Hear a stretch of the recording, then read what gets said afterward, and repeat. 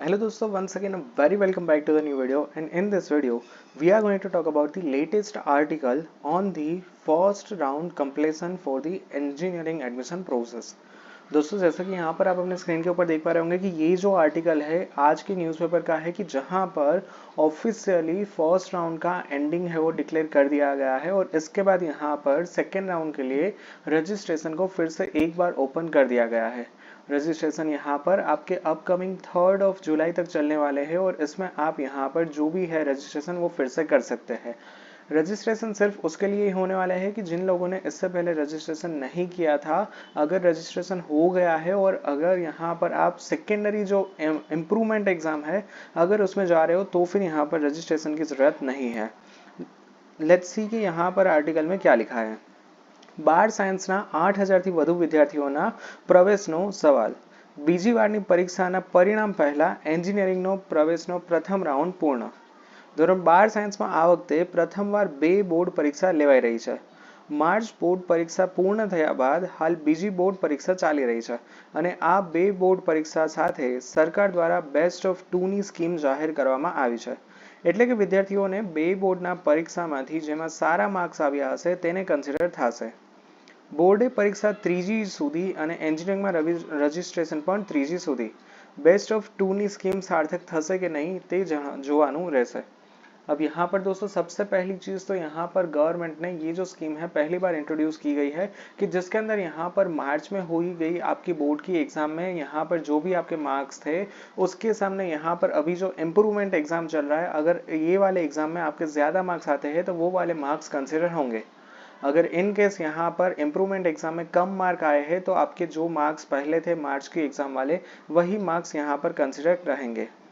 હવે જો best of 2 હોય તો પછી બીજી બોર્ડ પરીક્ષાના પણ પરિણામ સુધી પ્રવેશ ન થવો જોઈએ, પરંતુ ડિગ્રી એન્જિનિયરિંગમાં પ્રવેશ રાઉન્ડ પૂર્ણ થઈ ગયો છે પ્રથમ રાઉન્ડ અને સરકારની કોલેજની ટોપ એન્જિનિયરિંગ આઈટીની 70થી 75% બેઠકો ફૂલ થઈ ગઈ છે। હવે બેસ્ટ ઓફ 2ની સ્કીમ એન્જિનિયરિંગમાં સારી કોલેજમાં જવા માંગતા વિદ્યાર્થીઓ માટે સાર્થક થશે કે નહીં તે જોવાનું રહ્યું। ડિગ્રી એન્જિનિયરિંગમાં પ્રવેશ માટેના કાર્યક્રમ મુજબ અગાઉ જે વિદ્યાર્થીઓ રજીસ્ટ્રેશન નથી કરી શક્યા તેમજ 12 સાયન્સની પૂરક પરીક્ષા કે જેઓ બોર્ડની બીજી વખતની પરીક્ષામાં પાસ થવાના છે તેઓ માટે ગઈકાલે 28 મીથી રજીસ્ટ્રેશન શરૂ કરી દેવામાં આવ્યું છે અને તે 3 જુલાઈ સુધી ચાલવાનું છે। પરંતુ બીજી વારની 12 સાયન્સની બોર્ડ પરીક્ષા 3 જુલાઈ સુધી ચાલવાની છે ત્યારે બીજી બોર્ડ પરીક્ષાનું પરિણામ આવતા એક સપ્તાહથી વધુ સમય લાગશે।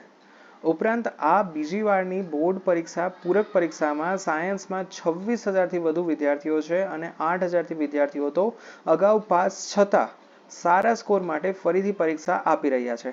મતલબ 26,000 ટોટલ વિદ્યાર્થીમાંથી 8,000 વિદ્યાર્થીઓ એવા છે કે જે ઓલરેડી પાસ છે, જેને ઓલરેડી એસીપીસીની પ્રક્રિયામાં ભાગ લઈ ચૂક્યા છે, રાઉન્ડ નંબર 1માં એડમિશન મળી ચૂક્યું છે અને ફરીથી સારા માર્ક્સની ઈચ્છા સાથે બીજી વખત અપિયર થયા છે।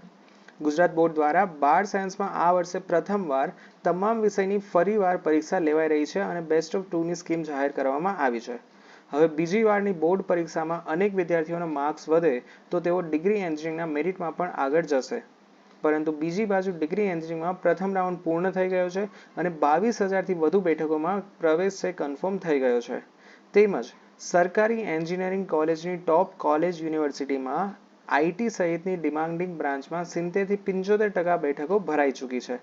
એટલું જ નહીં, બોર્ડની બીજી વારની સાયન્સ પરીક્ષા 3 જુલાઈ સુધી ચાલવાની છે અને 3 સુધી રજીસ્ટ્રેશન પૂર્ણ થનાર છે તથા 9મીએ રિવાઇઝ મેરિટ લિસ્ટ જાહેર થવાનું છે। તો આ બધા રીઝન છે અહીં રાउंड नंबर 1 અને राउंड नंबर 2 वच्चेनी प्रोसेस में।